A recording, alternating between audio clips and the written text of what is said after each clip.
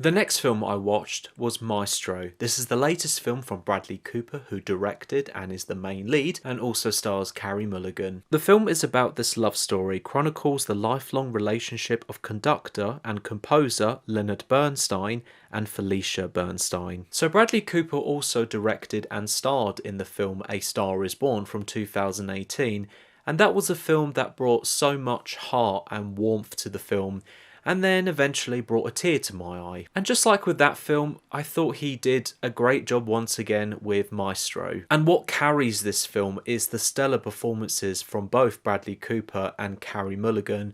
They were both absolutely fantastic in this film.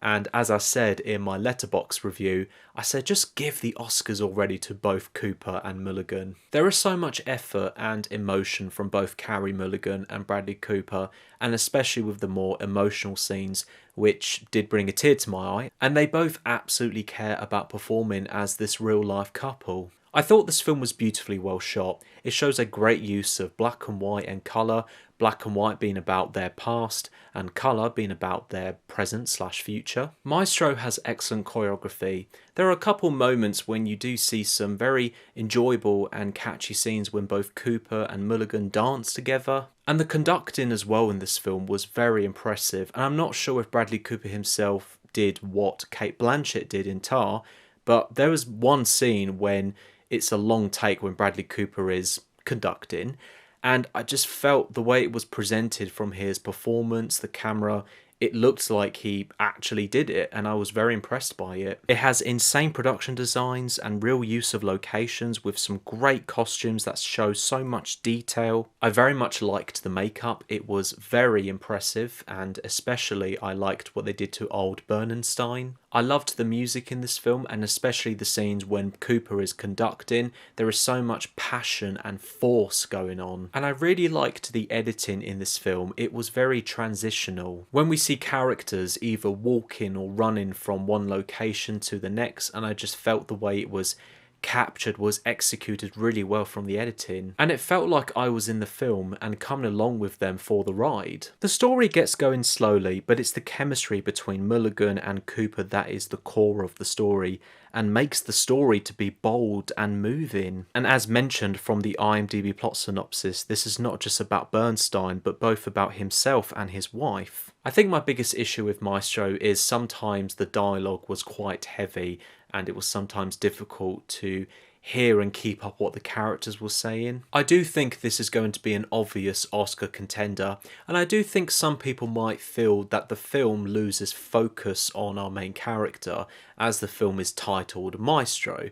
But as I mentioned from the plot synopsis on IMDb, that this is about the love between Leonard and Felicia. For myself though, I was absolutely fine with this direction that Cooper went for, and I think it shows a lot of love and equal treatment for Bernstein's family. Maybe the film could have had a different title, but the word maestro, it's such an engaging, interesting and powerful word. I know it is really about being a conductor and composer for music, but I think there is so much more to it than just that. Maestro will have a limited cinema release on November the 22nd, and then head into Netflix on December the 20th. Based on my Letterboxd rating, I'm going to give Maestro 4 stars out of 5. The next film I watched was The Zone of Interest. This is the latest film from Jonathan Glazer, who made other films such as Sexy Beast, Under the Skin, and a short film called The Fall. This is about the commandment of Auschwitz. Rudolf Hoss and his wife Hedwig strive to build a life for their family in a house and garden next to the camp. The first thing to talk about with The Zone of Interest is it is a masterfully and gorgeously well shot film. Apparently what they did when they were making this film is they had a multicam set up for the actors,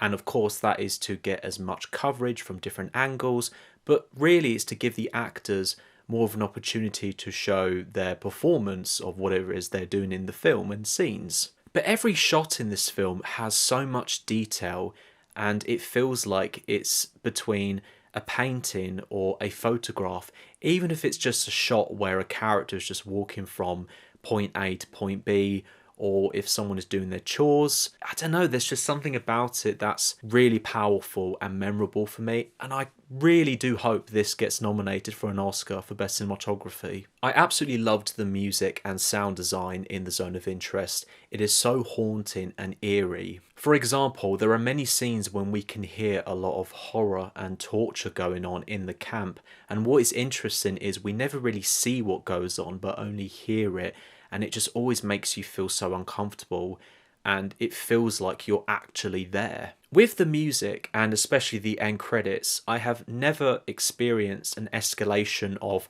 uncomfortableness, anxiety, and horror of so much mixture of sound being blasted at my ears, and it made me and the audience just feel so uncomfortable.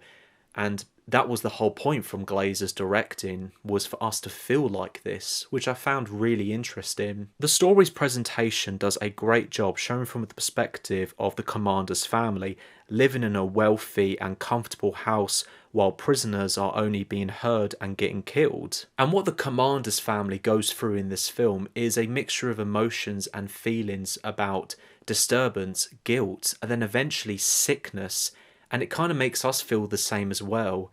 And it's like we're looking ourselves in the mirror, questioning, why did this happen? Why did these people go through all this torture, pain, and death? And with the end result, everything felt natural and real from Glazer's directing. I respect that The Zone of Interest was actually filmed in Poland and the Auschwitz camp. This is very personal to everyone involved in the Holocaust, and this is another experimental and well thought out film from Jonathan Glazer. Now, I'm not sure when The Zone of Interest will be out in the UK. I do know there's going to be a limited release in cinemas in the US for December the 15th, but hopefully more news will be revealed here in the UK about the film's release. Based on my Letterboxd rating, I'm going to give The Zone of Interest 5 stars out of 5. And the sixth and final film I saw at the BFI London Film Festival is Poor Things. This is the latest film from Yorgos Lanthimos, who also made films such as Dogtooth, The Lobster, Killing of a Sacred Deer, and The Favourite. The story is about the incredible tale about the fantastical evolution of Bella Baxter, a young woman brought back to life by the brilliant and orthodox scientist Dr. Goodwin Baxter. And I'm just going to start off by saying that I found Poor Things to be a mind-blowing experience from all of the technical aspects. From the camera, sound, editing, costumes, makeup, production sets, and CGI were all very well made from Yorgos Lanthimos' directing. I thought all of the performances were incredible, and I think the standouts for me would have to be from Emma Stone and Mark Ruffalo. But with Mark Ruffalo, there was just something about his performance of playing as someone to be so slimy, snobbish and greedy, and he just does it at another level. Not like a 11 level, like at another level which is fantastic.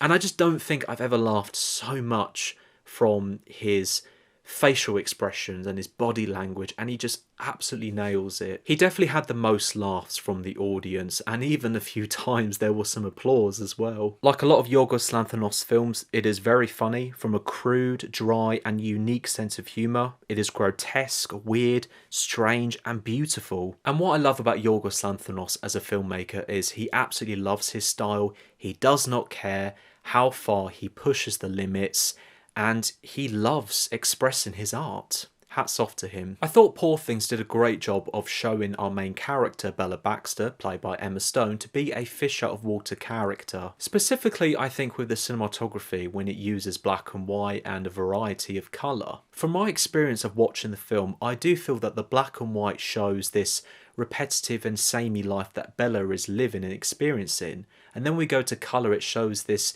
different and varied life that she is witnessing. And I just feel Poor Things is a great female version of Frankenstein's monster. And what I find interesting about the main theme when it comes to control, the producer said that this film still does feel relevant today when it comes to women's bodies being controlled and then having the freedom to do whatever they want with themselves. So yeah, I absolutely loved Poor Things. It definitely blew my mind when it comes to the technical aspects.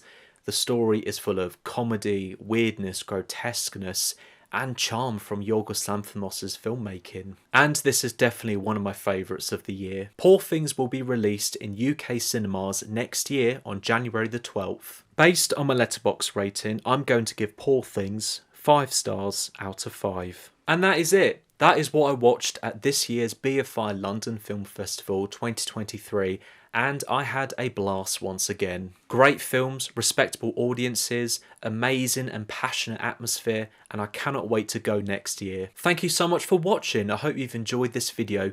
If you yourself went to the BFI London Film Festival, please let me know your thoughts about the films I reviewed, or other films that I didn't get to see, in the comments below. Feel free to check out my Instagram, where I recently posted my experience at the BFI London Film Festival, and also my Letterboxd, where I watch films at home, at the cinema and at the festival. And I just recently made a list of this year's film festival, covering my favourites to least favourites, and also last year's is up there as well. And if you liked what you watched, feel free to subscribe and look out for more videos coming your way.